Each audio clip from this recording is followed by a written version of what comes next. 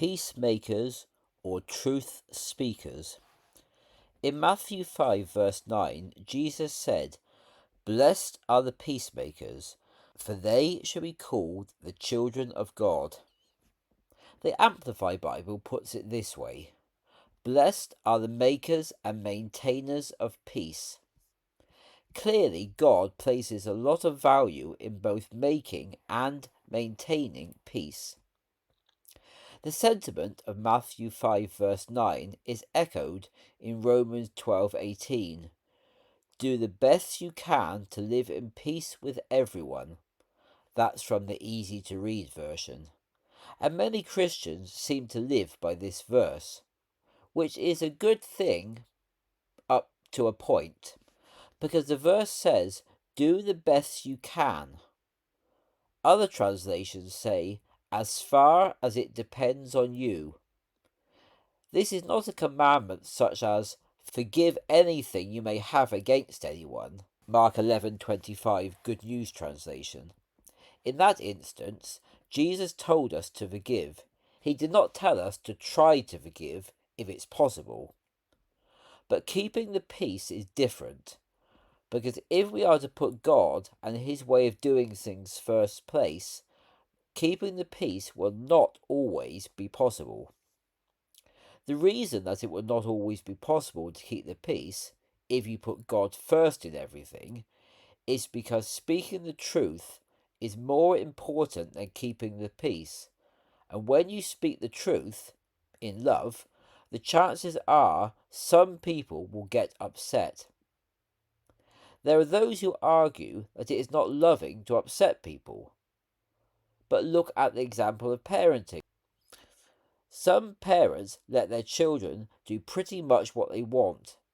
Their children rarely get told off, but that is not being a loving parent. A loving parent will reprimand their children. A loving parent will put limits on what their children can and cannot do. A loving parent will be prepared to upset their children sometimes, because they know that it is for their own good.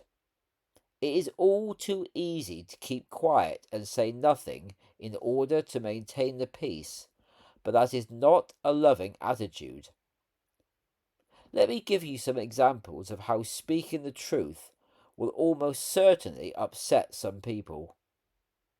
There are many issues in which, if you give a biblically based opinion, you will be accused of being intolerant. The problem is, being tolerant means keeping quiet, while Satan keeps people bound.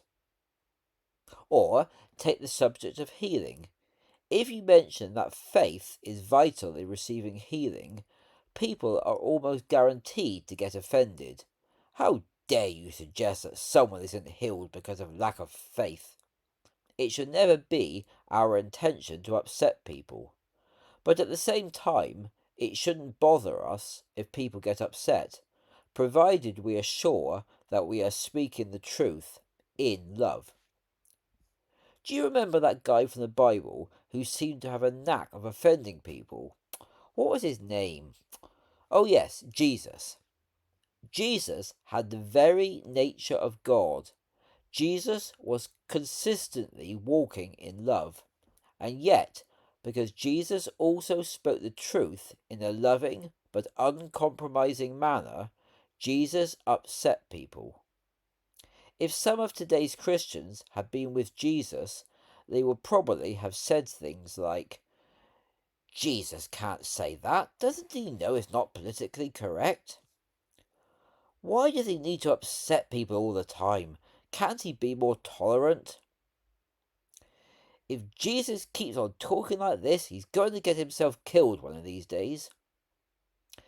Now, Jesus, you've got a great ministry with all the healings and the miracles, but you really need to be more careful about what you say. Some of the Pharisees in particular have been quite upset with how you've spoken about them. It's not a very loving attitude.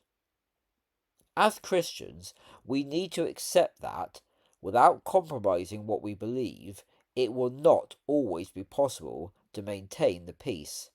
We need to accept that, at times, Even other Christians will get upset at us, possibly even very angry at us.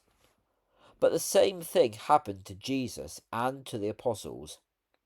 The message of the gospel is, by nature, potentially offensive.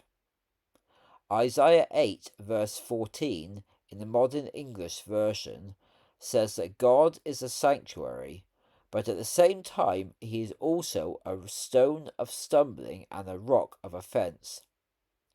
Determine today that you will never back off from speaking the truth in love, and that you will never compromise.